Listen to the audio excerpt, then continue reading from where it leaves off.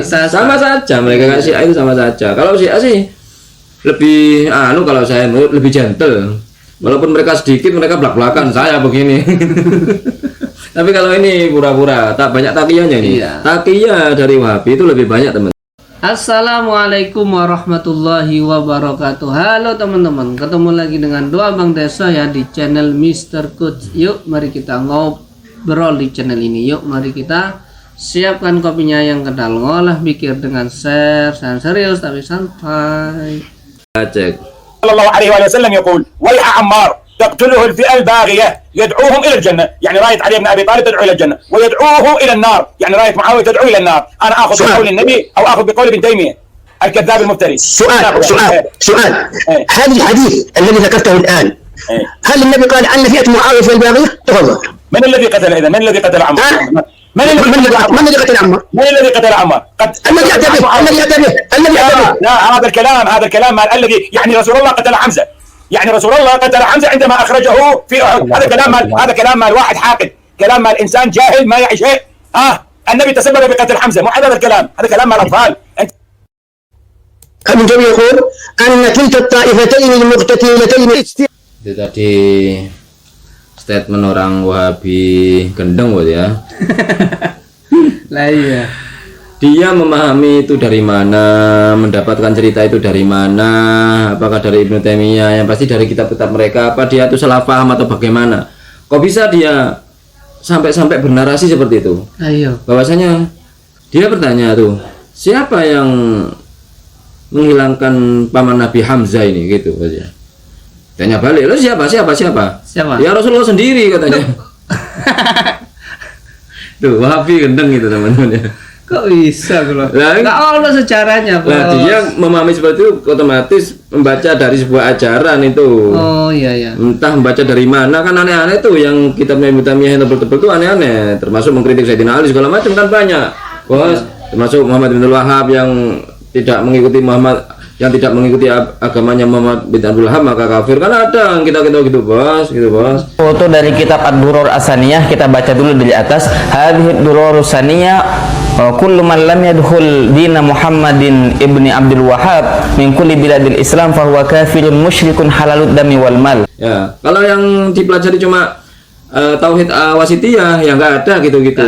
Cuma bahas tauhid saja kan itu bos. Tapi kalau sudah di sejarah atau di apa hukum-hukum itu ada diselip-selipkan kayak gitu-gitu ya, teman-teman. Ya Allah. Ya makanya, ini buktinya.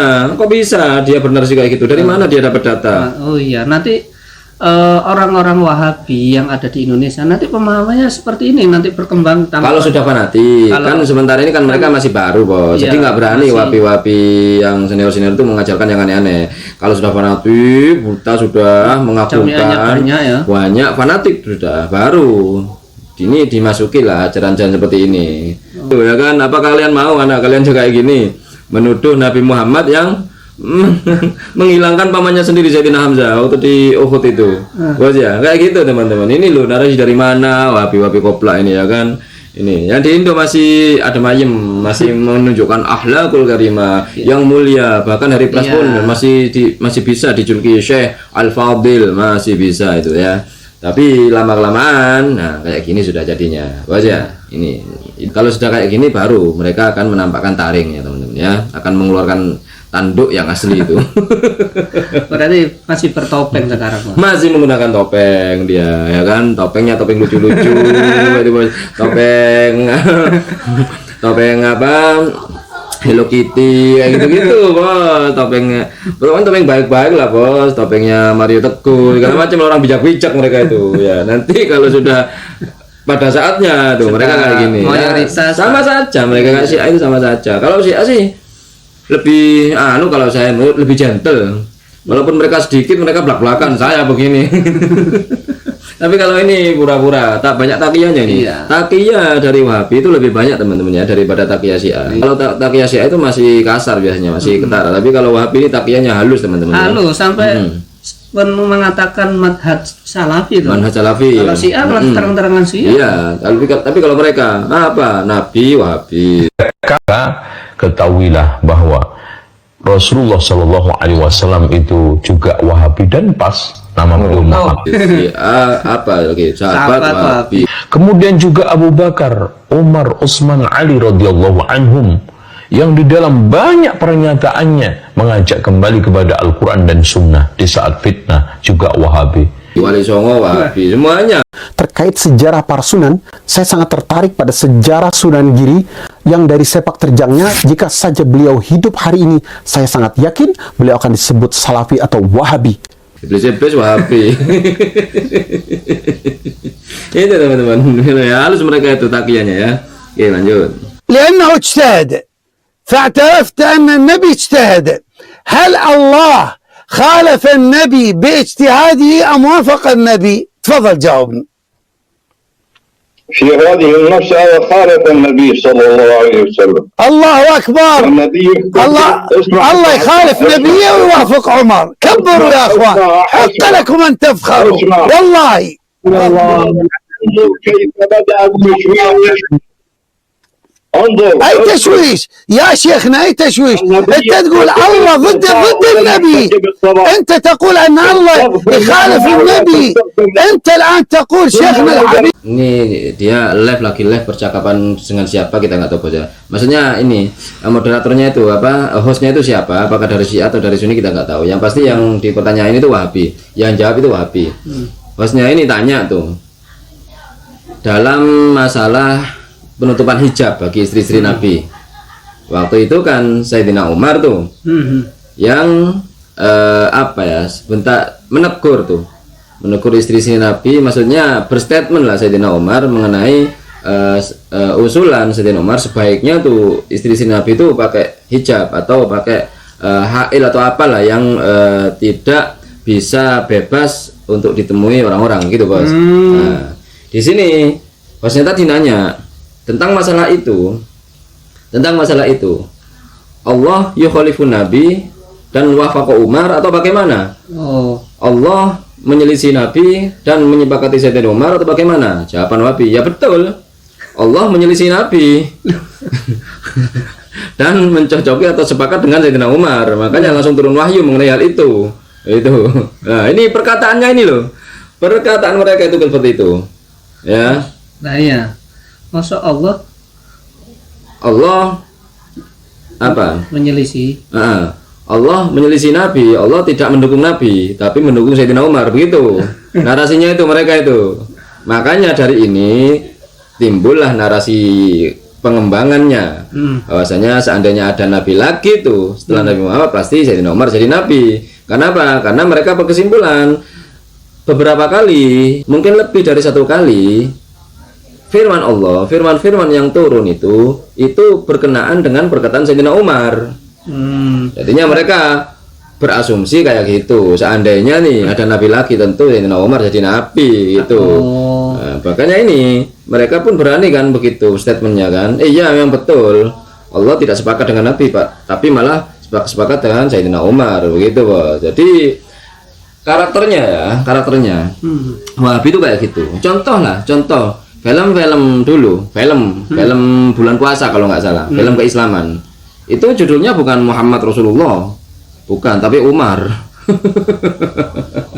Judulnya itu teman-teman, kalian tahu kan pasti kan ya, film Nabi bulan puasa mungkin 5 tahun dulu atau 10 tahun yang kemarin di mana itu TV apa itu kan ada itu film Islami itu subuh kalau nggak salah, kalau nggak subuh sore ya. Itu judul filmnya tuh bukan Muhammad, bukan begitu, tapi Umar.